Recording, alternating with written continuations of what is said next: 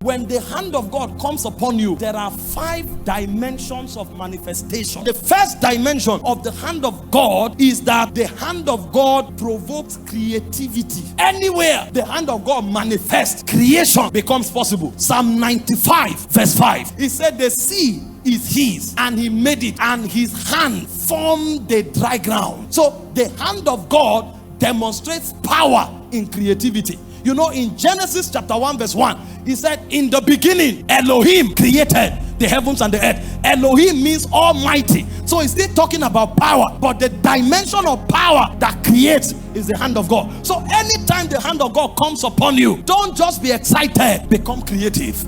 The second dimension of the hand of God is supernatural speed. 1 Kings 18 verse 46, and the hand of God was upon Elijah, and he outran the chariots of Ahab, even unto Jezreel. See, when we are talking the power of God, we are not just talking feelings. We are talking power that creates supernatural changes. You know what that means? The king represents status quo. That means the best of what can be obtained, he represents it. And his horses are the fastest. For the purpose of security, you never go to any land where anybody has a horse better than that of the king. But when the hand of God came upon Elijah, he outran the king and his chariots. That means if the hand of God comes upon your life, you will defy status quo. They told you civil servants can be wealthy, and then you now enter a frequency of speed. You receive salary for 2 years and you invest it in a business, and that business brings billions. And they ask you, how did you do it? It's supernatural speed. They told you this ministry you are going into, until you are 15 years, you won't succeed. You are 1 year, and you start doing what those who are 20 in it can do. It is speed. Yes, it may take somebody else 20 years. Nobody says it won't take me 6 months. If the hand of God comes upon you, you can outrun the chariots of Ahab. The third thing about the hand of God is that the hand of God works wonders. If everything in your life is natural, you are a failure. If you can explain everything about your destiny, you are a failure. Ask those who change things. There are many things about their life that is supernatural, and that supernatural life is a function of the hand of God. Acts 4:29-30, when the disciples of Jesus were beaten, flogged, intimidated, and they were warned to stop preaching, they came to God and said, Lord, now behold their threatening. Behold, they have paralyzed us with their threats. Behold it. They now say, grant unto thy servant all boldness that we may speak the word. How? They say, by stretching forth thy hand to heal, and that signs and wonders may be done in the name of thy holy child. If the hand of God is stretched, signs and wonders happen. So signs and wonders don't happen because we are orators. Signs and wonders happen because the hand of God is stretched.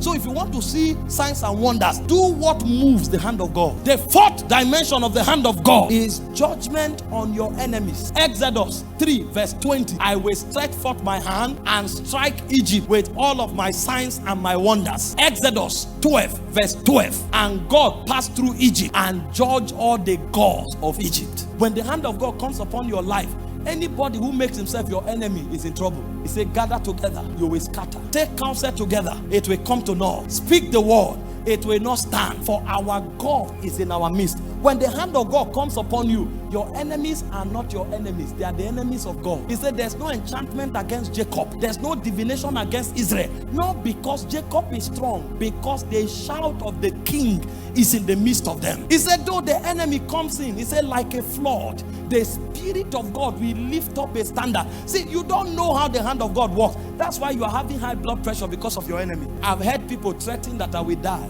I never prayed about it. I've heard people say all kinds of evil. We will fail. I don't pray about such things. You know why? If the hand of God is upon me, that's one of the way he works. You will be sleeping, God will be working, because he is your defense. He has become your fortress. And the final thing the hand of God represents is terror. Terror, terror, terror. Hebrews 10:31. Terror. When the hand of God manifests, your enemies are paralyzed.